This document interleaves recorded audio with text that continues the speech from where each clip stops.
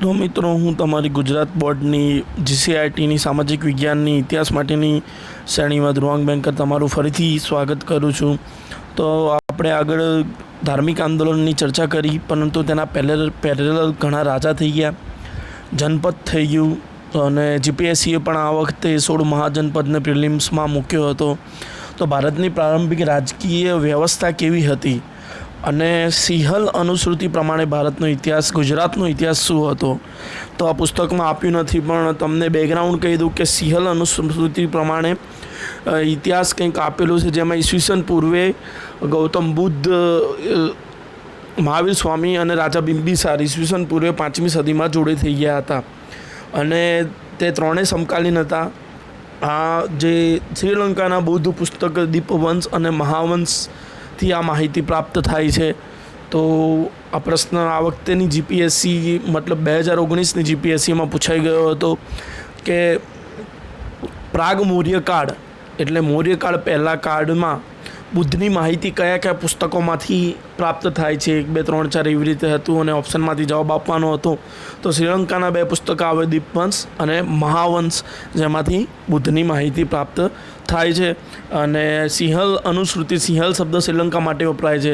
તો સિંહલ અનુશ્રુતિ પ્રમાણે ઇતિહાસ ઈસવીસન પૂર્વે 5મી સદીથી શરૂઆત થાય છે, જેમાં પ્રાગ મૌર્યકાળમાં મહાવીર સ્વામી, બુદ્ધ અને રાજા બિંબિસાર સમકાલીન હતા।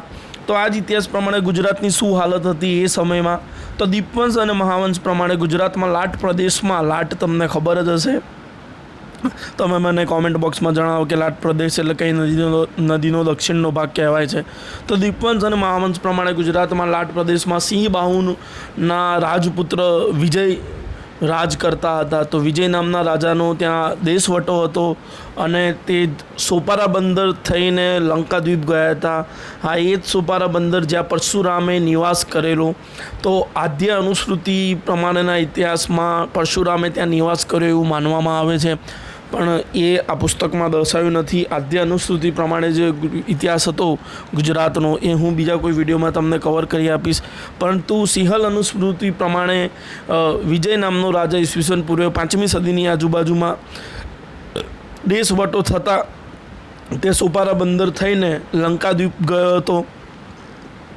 તેમના પિતાનું નામ હતું સિંહ બાહુ, તો તેના પરથી જ લંકાદ્વીપનું નામ પડ્યું સિંહલ દ્વીપ, અને તેથી જ આ અનુશ્રુતિને સિંહલ અનુશ્રુતિનો ઇતિહાસ કહેવાય છે, જે દીપવંશ અને મહાવંશમાં નોંધાયેલ છે, જેનો પ્રશ્ન જીપીએસસીમાં પૂછાઈ ગયો હતા।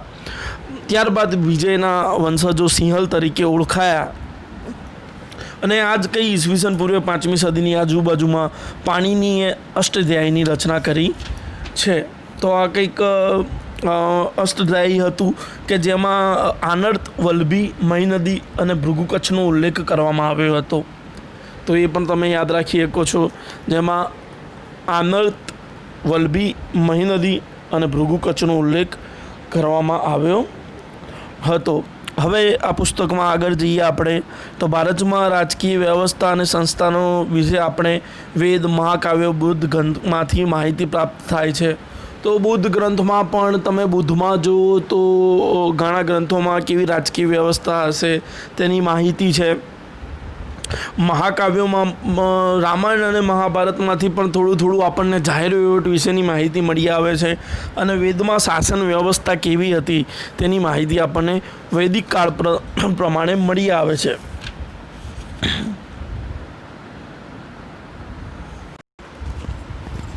તો ઋગ્વૈદિક કાલીન કે વૈદિક કાળમાં રાજવ્યવસ્થાનું સ્વરૂપ કબીલાઈ શાસન વ્યવસ્થા જેવું હતું। તેના વડાને રાજનને કહેવામાં આવતો હતો, સભા સમિતિ હતી, ચૂંટણી થતી હતી। આ સમુદાયને 20 અને તેના વડાને 20પતિ કહેવામાં આવતો હતો। આ વસ્તુ આપણે ઋગ્વૈદિકમાં કવર કર્યું હતું। હવે જનપદની શરૂઆત ક્યાંથી થાય છે? ઈસવીસન પૂર્વે 1000ની આસપાસ પંજાબ અને ગંગા નદીના વિસ્તારમાં જુદા જુદા સમૂહોમાં પ્રારંભિક રાજ્યોની સ્થાપના થઈ, જેને જનપદ કહેવામાં આવે છે। હવે ગૌતમ બુદ્ધને મહાવીર સ્વામીએ વણ વ્યવસ્થાનો વિરોધ કર્યો, મૂર્તિ પૂજાનો વિરોધ કર્યો, તો કોઈ પણ રીતે જનપદની સ્થાપના થઈ છે અને તેમના પ્રયાસોથી અલગ અલગ વંશો તેમના સમકાલીન આવ્યા અને જનપદ એટલે માણસનું વસવાટ કે સ્થાન, તો એ સ્થાનના લોકોને જનપદ કહેવાતું હતું, જેમાં વણ વ્યવસ્થાનો ઉલ્લેખ ઓછો જોવા મળે છે. જનપદ શબ્દ રાજ્યના અર્થમાં વપરાતો હતો. ભારતના બંધારણમાં 12મી કલમમાં રાજ્યની વ્યાખ્યા આપવામાં આવી છે. તો એવી રીતે જ રાજ્યના અર્થમાં જનપદ શબ્દ વપરાતો હતો. ઋગ્વેદિક કબીલાઈ સમાજથી બહુ વિશિષ્ટ કહી શકાય તેવી રાજ્ય વ્યવસ્થા હતી. તો ઋગ્વેદિકથી થોડી વિશિષ્ટ પ્રકારની રાજ્ય વ્યવસ્થા હતી. મહાજનપદ ઈસવીસન પૂર્વે 6ઠ્ઠી સદીની આસપાસ ભારતમાં 16 જેટલા મહાજનપદો જોવા મળે છે. આ ખૂબ અગત્યના છે, આ આપણા કોર્સમાં છે જીપીએસસીના. તો 16 જેટલા ઈસવીસન પૂર્વે 6ઠ્ઠી સદીમાં જ આપણે બુદ્ધ અને મહાવીર થઈ ગયા. તો ઈસવીસન પૂર્વે 6ઠ્ઠી સદીમાં જ 16 જેટલા મહાજનપદો જોવા મળે છે. ફરીથી યાદ દેવડાવું તો રાજા બિંદુસાર નહીં પરંતુ બિંબિસાર હરેક વંશના રાજા હતા, જેમને બુદ્ધની આજ્ઞાથી પશુબલી પોતાના રાજ્યમાં અટકાઈ હતી. એ જ હરેક વંશના રાજા બિંબિસાર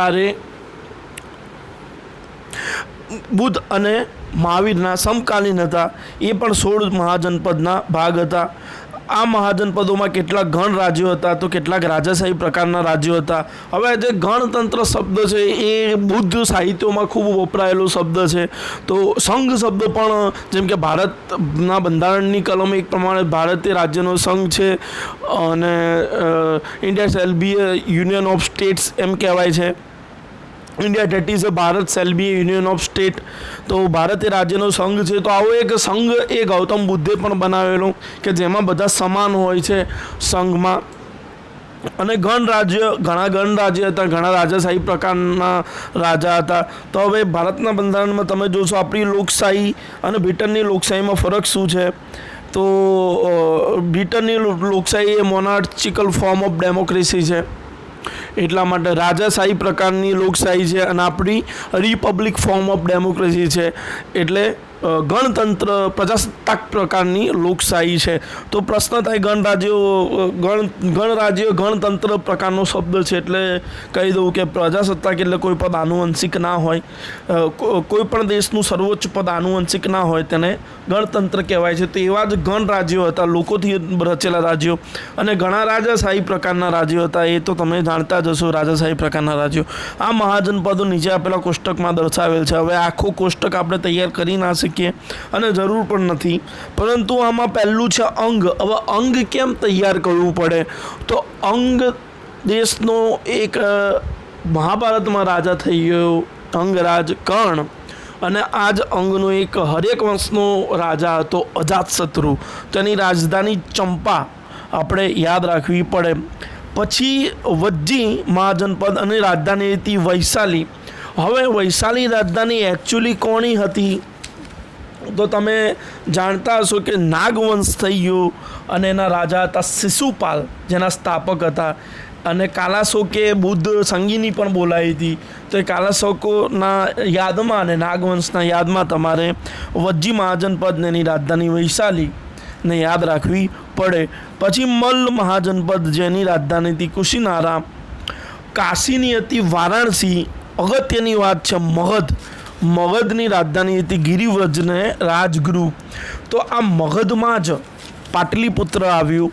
આ મગધમાં જ ચંદ્રગુપ્ત મૌર્ય થઈ ગયા, અને આ મગધમાં જ હર્યક વંશ થઈ ગયા, જેના રાજા હતા બિંબિસાર. અને એ જ બિંબિસારે ગિરિવ્રજથી રાજધાની ખસેડીને રાજગૃહ કરેલી. તો યાદ ખાસ રાખજો કે આ જ બિંબિસારે ગિરિવ્રજથી રાજધાની ખસેડીને રાજગૃહ કરેલી. હવે આ રાજગૃહથી રાજધાની ખસેડીને પાટલીપુત્ર કોને કરેલી, તો એ રાજગૃહથી રાજધાની ખસેડીને પાટલીપુત્ર રાજધાની કરી હતી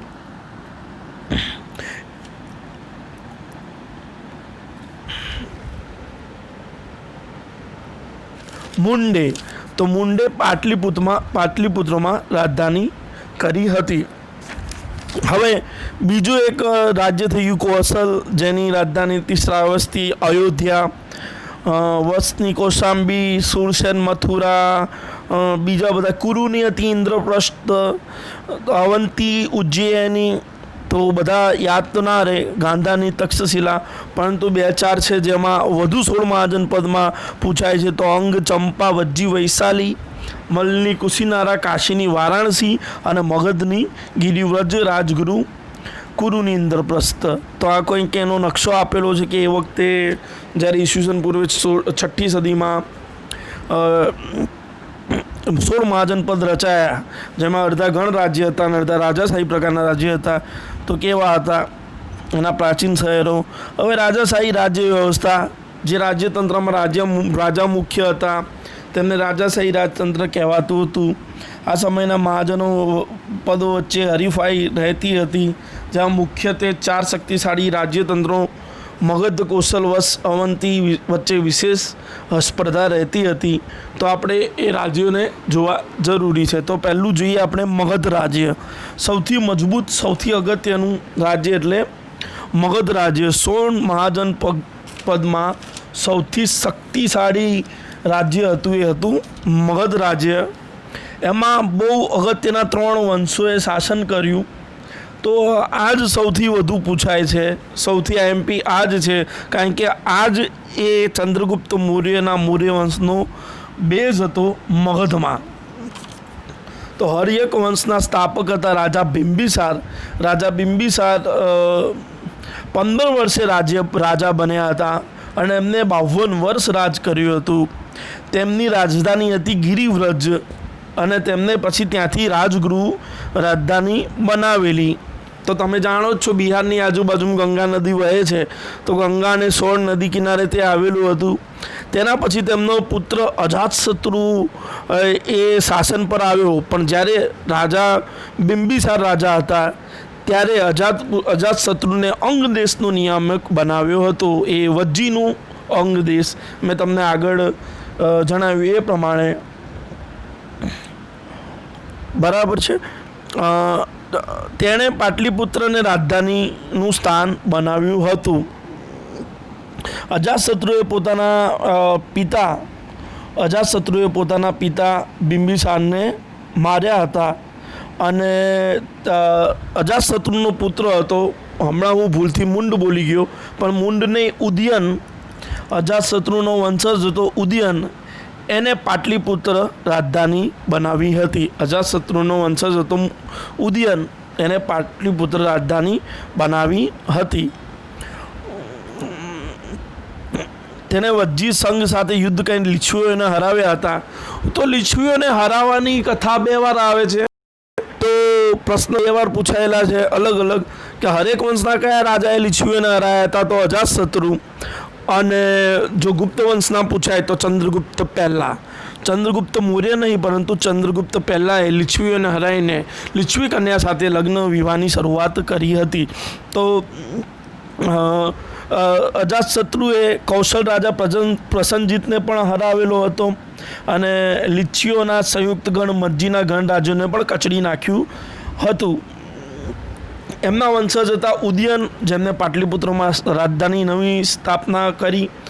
ઉદયન પછી આવ્યા મુંડ અને તેના પછી અંતિમ રાજા નાગદાસકને હરાવીને શિશુનાગે નાગવંશની સ્થાપના કરી હતી. ફરીથી હર્યક વંશમાં યાદ રાખવા જેવું, હર્યક વંશનો પ્રથમ રાજા તો બિંબિસાર 52 વર્ષ રાજ કર્યું. તેમની રાજધાની હતી ગિરિવ્રજ. ત્યાંથી તેમને રાજગૃહમાં રાજધાની ખસેડી. એ વખતે તેમના પુત્ર અજાતશત્રુ એ અંગ દેશનો નિયામક હતો. અજાતશત્રુએ પિતાને મારીને રાજ કર્યું છે. અજાતશત્રુએ એ લીછવીઓને હરાવેલા, પ્રસન્નજીતને હરાવેલા. અજાતશત્રુનો પુત્ર હતો ઉદયન, જેમની રાજધાની હતી પાટલીપુત્ર, એને કુસુમપુરી પણ કહેવાય છે. એમના પછી મુંડ આવ્યો. મુંડને પછી અંતિમ રાજા નાગદાસકને હરાવીને શિશુનાગે નાગવંશની સ્થાપના કરી. લીછવીઓને અજાતશત્રુ સિવાય ગુપ્ત વંશના ચંદ્રગુપ્ત પહેલાંએ હરાવીને લગ્ન કરવાની શરૂઆત કરી હતી. એના પછી આવે છે નાગવંશ. તો શિશુનાગ નામના બૌદ્ધ ધર્મ સાથે સંકળાયેલ રાજાનો સમાવેશ થાય છે. ઘણી જગ્યાએ તમે જોશો કે નાગવંશ અને બૌદ્ધ ધર્મ પાડ્યો તો એ બી સાચી વાત છે. કારણ કે જે પહેલું સંમેલન હતું ઈસવીસન પૂર્વે 483માં, જે મેં બુદ્ધ વખતે કહ્યું હતું, એ અજાતશત્રુએ બોલાવ્યું હતું. પણ બીજું બુદ્ધ સંમેલન એ આ નાગવંશ વખતે ઈસવીસન પૂર્વે 383માં કાલાશોક રાજાએ બોલાવ્યું હતું. તો શિશુનાગ વંશની સ્થાપના નાગદાસક હર્યક વંશના રાજાને હરાવીને શિશુનાગે જ કરી હતી. એ શિશુનાગ કોણ હતો? તો હર્યક વંશનો રાજા દાસકનો અમાત્ય મંત્રી જ હતો. તેને વૈશાલીને રાજધાની બનાવી હતી. તો IMP છે, આમાં આપ્યો નથી ફેક્ટ, પણ તમે લખી શકો છો. હમણાં પણ મેં સમજ્યું કે વૈશાલી એક અગત્યનું રાજધાની હતી. તો તેને શિશુનાગે વૈશાલીને રાજધાની બનાવી હતી. તેનો એક પુત્ર હતો કાલાશોક. એ કાલાશોકે જ બુદ્ધ પરિષદ બનાવી હતી અને કાલાશોકની ઉપાધિ હતી કાકવર્ણ. કાલાશોક અને તેના 10 પુત્રોએ ઘણા 21 વર્ષ જેટલું રાજ કર્યું હતું. કાકવર્ણની રાણીના પ્રિયતમે જ ખંજર ભોંકીને ગાદી પચાવી દીધી હતી. હવે આ વંશનો અંતિમ શાસક થઈ ગયો નંદીવર્ધન અને તેને હરાઈને મહાપદ્મનંદે નંદવંશની સ્થાપના કરી હતી. શિશુનાગ વંશમાં કે નાગવંશમાં યાદ રાખવા જેટલું એટલું જ હતું કે હર્યક વંશના અંતિમ શાસક નાગદાસકના મહા અમાત્યએ શિશુનાગે તેની હત્યા કરીને શિશુનાગ વંશ કાં તો નાગવંશની સ્થાપના કરી. પોતાના પુત્ર કાલાશોકે કાકવર્ણની ઉપાધિ મેળવી હતી. શિશુનાગે પોતાની રાજધાની રાજગૃહ કુસુમપુરીથી બદલીને વૈશાલીમાં રાખી હતી. કાલાશોકે ઈસવીસન પૂર્વે 383માં બીજું બુદ્ધ સંમેલન બોલાવ્યું હતું અને તેમનો અંતિમ શાસક હતો નંદીવર્ધન, જેની હત્યા કરીને મહાપદ્મનંદે નંદવંશની સ્થાપના કરી હતી. હવે નંદવંશ, તો મહાપદ્મનંદ દ્વારા સ્થાપિત નંદવંશ એ સૌથી શક્તિશાળી વંશ હતો. મહાપદ્મનંદ ભારતનો સૌ પ્રથમ સામ્રાજ્ય નિર્માતા ગણાય છે. આવું કેમ? મહાપદ્મનંદ બીજો પરશુરામ તરીકે પણ ઓળખાય છે. મહાપદ્મનંદ કલીના અંશ તરીકે પણ ઓળખાય છે અને મહાપદ્મનંદે એક રાટની ઉપાધિ મેળવી હતી. તો સૌથી વધુ સામ્રાજ્ય નિર્માતા એને કેમ કહેવાય છે? કારણ કે તેને કલિંગ રાજ્યને પણ હરાવ્યું હતું. અશોક સિવાય કયા બીજા રાજાએ કલિંગને હરાવેલું? તો એ હતા મહાપદ્મનંદ. મહાપદ્મનંદે સામ્રાજ્યનો વિસ્તાર ખૂબ જ વધુ કરેલો હતો. તેના સમયમાં મગધ ભારતનું સૌથી શક્તિશાળી રાજ્ય બની ચૂક્યું હતું. સિકંદરના ભારત પરના આક્રમણ સમયે મગધ ઉપર નંદવંશનો રાજા ધનનંદ શાસન કરતા હતા. આ મહાપદ્મનંદ હતા ને, એમને અવંતી પણ જીતેલું, કૌશલ પણ જીતેલું અને કૌશંબી પણ જીતેલું. શિલાલેખ ધનનંદના સમયમાં મગધ સામ્રાજ્યનો સૌથી વધુ ફેલાયો થયો એમ કહે છે. તો નંદવંશમાં યાદ રાખવા જેવા ફેક્ટ એ છે કે મહાપદ્મનંદે સૌથી પહેલાં તો નંદીવર્ધનને હરાવીને નંદવંશની સ્થાપના કરી. તેમને બીજા પરશુરામ તરીકે ઓળખાય છે. તે પોતાને કલીનો અંશ કહેતા. તેમને એકરાટની ઉપાધિ મેળવેલી. તેમને કલિંગના રાજાને હરાવેલા અને કલિંગ જીત્યું એવું ખારવેલના હાથી ગુફા પ્રમાણે શિલાલેખ પરથી પ્રાપ્ત થાય છે. તે સૌથી શક્તિશાળી વંશ હતો અને મહાપદ્મનંદ ભારતનો સૌપ્રથમ સામ્રાજ્યનો નિર્માતા હતો. એ પણ શિલાલેખથી પ્રાપ્ત થાય છે. આ ઉપરાંત તેમને અવંતી, કૌશંબી, કૌશલ જીતેલું અને ધનનંદ એ સિકંદરને સમકાલીન હતો. તમને ખબર જ છે કે ધનનંદને હરાવીને ચંદ્રગુપ્ત મૌર્યએ મૌર્ય વંશની સ્થાપના કરી હતી.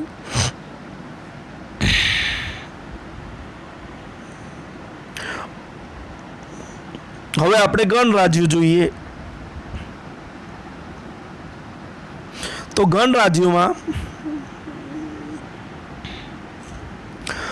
લોકો દ્વારા પ્રત્યક્ષ કે પરોક્ષ પદ્ધતિ વડે ચૂંટાયેલ વડા દ્વારા શાસિત રાજ્ય. તો મેં તમને હમણાં જ બ્રિટન ને ભારતનું જે તફાવત સમજાવ્યો એ જ પ્રમાણે ગણરાજ્ય હતું. એક પ્રકારની ગણતાંત્રિક પ્રકારની લોકશાહી કહી શકાય. પ્રત્યક્ષ કે પરોક્ષ રીતે ચૂંટાયેલા વડા દ્વારા શાસિત રાજ્ય હતા. પ્રાચીન રાજ્ય વ્યવસ્થા તથા શાસન પદ્ધતિનું નોંધપાત્ર લક્ષણ હતું. કદાચ વિશ્વમાં આવી વ્યવસ્થા ઈસવીસન પૂર્વે 6ઠ્ઠી સદીમાં ભારત સિવાય બહુ ઓછા રાજ્યોમાં હશે. ગણનો સામાન્ય અર્થ થાય છે સમૂહ. એક કરતાં વધારે સભ્ય સંખ્યાની મદદથી ચાલતું રાજ્ય એટલે ગણરાજ્ય કહી શકાય. આ સમયે કેટલાક એવા પણ રાજ્યો હતા જેમાં રાજાને જનતા દ્વારા પસંદ કરવામાં આવતા હતા. મેં તમને આ પહેલાં જ જણાવી દીધું. આવા રાજ્યને ગણરાજ્ય કહેવામાં આવતું હતું. તો વૈશાલીના લીછવીઓને જેને અજાતશત્રુએ હરાવ્યા હતા, જે મેં તમને કીધું કપિલવસ્તુના શાક્યોમાં, તો ત્યાં ગૌતમ બુદ્ધ જ્યાંના રાજા હતા એ કપિલવસ્તુના શાક્યો, મિથિલાના વિદેહમાં કુશીનારાના મલ્લ વગેરે પ્રજાઓના ગણરાજ્યો હતા. આ પ્રકારની રાજ્ય વ્યવસ્થામાં પ્રત્યેક સભ્યને રાજા જેવો દરજ્જો આપવામાં આવતો હતો. અહીંયા સંઘ શબ્દનો પણ ઉલ્લેખ છે. મેં તમને સંઘની પણ હમણાં વાત કરી. સંઘ એટલે સંગઠન અથવા સભા. ગણ શબ્દ દ્વારા ઘણા સભ્યોવાળા સમૂહ માટે વપરાતો જૂથ અથવા સમૂહ. તો આ બંને શબ્દ ભારતના બંધારણમાં પણ તમને જોવા મળે છે. હવે વૈશાલીનું વજ્જી રાજ્ય રાજ્ય સત્તાક મહારાજ્યો આસપાસ પ્રદેશો તાબે કરીને પોતાની સત્તા વધારવા અને સામ્રાજ્ય સ્થાપવાની મહત્વાકાંક્ષા રાખતા. આ જોઈને લીછવી, વજ્જી, જ્ઞાતુક, વિદેહ, શાક્ય, મલ્લ વગેરે 8 કે 9 જાતિના લોકોએ પોતાનું રક્ષણ કરવા જે સંઘ રાજ્ય સ્થાપ્યું એ વજ્જી સંઘ નામે ઓળખાતું હતું. મેં તમને કીધું હતું કે વૈશાલી રાજધાની એ શિશુનાગે બનાવી હતી. વજ્જી સંઘ નામે ઓળખાતું હતું. એ સંઘ રાજ્યનું મુખ્ય સ્થાન લીછવીઓનું પાટનગર વૈશાલી હતું. આને કોણે હરાવ્યા હતા? તો અજાતશત્રુએ હરાવ્યા હતા અને વૈશાલી રાજધાની શિશુનાગે સ્થાપી હતી. આથી તેને વૈશાલીના વજ્જી સંઘનું ગણરાજ્ય કહેવામાં આવતું હતું. એટલે આ રાજાશાહી પ્રકારના રાજ્ય તો નહોતા, પરંતુ લોકો દ્વારા ચૂંટાઈને રાજા જેવો દરજ્જો ધરાવતા ગણરાજ્ય હતા. ગણરાજ્યના રાજ્ય વહીવટનું સંચાલન સભા દ્વારા થતું હતું. હાલની લોકસભા જેવી વ્યવસ્થા હતી, જેના કારણે તેને ગણતંત્ર કહેવામાં આવતું. હાલ પણ ભારત દેશ ગણતંત્ર છે. ગણરાજ્યમાં રાજ્યની બધી સત્તા સભ્યો પાસે રહેતી. તો હાલના પણ તારીખમાં તમે જોઈ શકો છો કે લોકો મંત્રીઓ અને સભ્યોની હાથે સત્તાનું પરિવહન કરવામાં આવે છે. સભામાં સભ્યો બેસતા અને બધા કામકાજ ગણસભામાં રજૂ થઈને બહુમત કે સર્વાનુમતે પસાર થતા. જ્યાં સભા ભરાતી તે જગ્યા સંથાગાર તરીકે ઓળખાતી હતી. તો સાચી વાત છે. તો લોકસભાને સંથાગાર કહેવાતું હશે. ગણરાજ્યની ભાષામાં સભ્ય તરીકે વૃદ્ધ તેમજ યુવાનોની પસંદગી થતી હતી. તો સારું કહેવાય. અત્યારે તો યુવાનો ઓછા છે. ગણરાજ્ય રાજ્ય વહીવટ માટે પોતાનો પ્રમુખ પસંદ કરતા હતા, જેની પસંદગી ચૂંટણી કરીને કરવામાં આવતી હતી. હાલની જે વ્યવસ્થા હતી ને એ વ્યવસ્થા તમને આ શબ્દોમાં દેખાશે.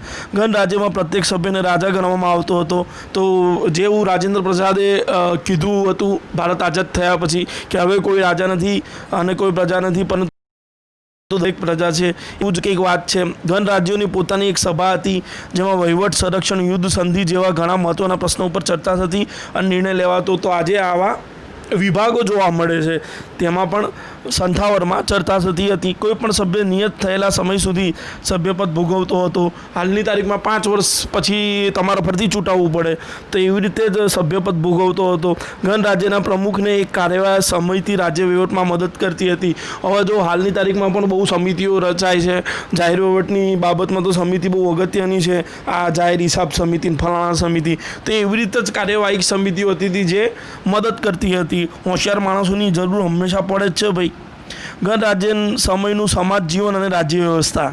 હવે સામાજિક જીવન કેવું હશે ગણરાજ્યનું? તો પુરાતત્વીય શાસ્ત્રીઓના મતે આ સમયે લોકો સાદા ઘરોમાં રહેતા હતા. ખેતી, પશુપાલન, ઘઉં, ચોખા, કઠોળ જેવા પાકો લેતા હતા. લોકો માટીના વાસણનો ઉપયોગ વિશેષ પ્રમાણમાં કરતા હશે, કારણ કે પુરાતત્વીય શાસ્ત્રીઓએ આવા કેટલાક માટીના વાસણો મળી આવ્યા છે. આ સમયના માટીના કેટલાક વાસણો ઉપર ચિત્રકામ થયેલ જોવા મળે છે. ભૂખરા રંગના ચિત્ર માટીના વાસણો છે. તો મહાજનપદોમાંથી આ વૈશાલીનું વધુ પૂછાય છે, રાજ્ય વ્યવસ્થાનું ઓછું પૂછાય છે, અને જે મગધ રાજ્યની વાત કરી એ વધુ પૂછાય છે. આ સમયે કોઈ પણ રાજ્યનો શાસક પોતાના રાજ્યના સંરક્ષણ માટે શક્ય બધા જ ઉપાયો કરતો. આ માટે રાજ્યની રાજધાનીની આસપાસ કિલ્લાઓ બાંધવામાં આવતા. તો દરેક જગ્યાએ રાજ્યની આસપાસ કિલ્લાઓ હોય, મજબૂત અને ઊંચા હતા. પુષ્કળ પ્રમાણમાં પથ્થર અને ઈંટનો ઉપયોગ કરવામાં આવતો હતો. પાકી ઈંટનો ઉપયોગ સૌથી પહેલાં બૌદ્ધ ધર્મ વખતે થયો. મેં તમને કીધું હતું પ્રથમ અર્બનાઇઝેશન. કાચી ઈંટનો ઉપયોગ તમને ક્યાં જોવા મળે છે? તો કે સિંધુ ખીણમાં પાકી ઈંટનો ઉપયોગ સિંધુ ખીણમાં જોવા મળે છે.